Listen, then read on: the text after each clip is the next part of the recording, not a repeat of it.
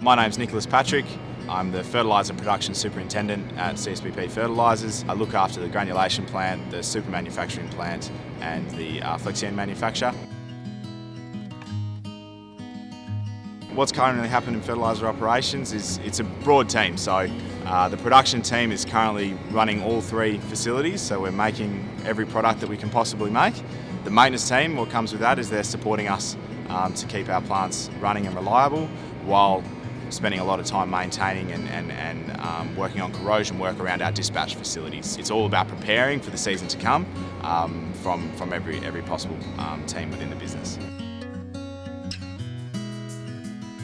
The Grand Plan started up on the 6th of October. Lots of different big jobs happened during this annual shutdown. We've got significant investment in our granulation plant asset, primarily through corrosion control, so really big structural jobs which brought about a lot of complexity in work groups. In a plant with a lot of rotating drums, everyone's putting a lot of energy to making sure that they remain reliable because they're just such a critical asset for us, so they're the really key maintenance activities that we had.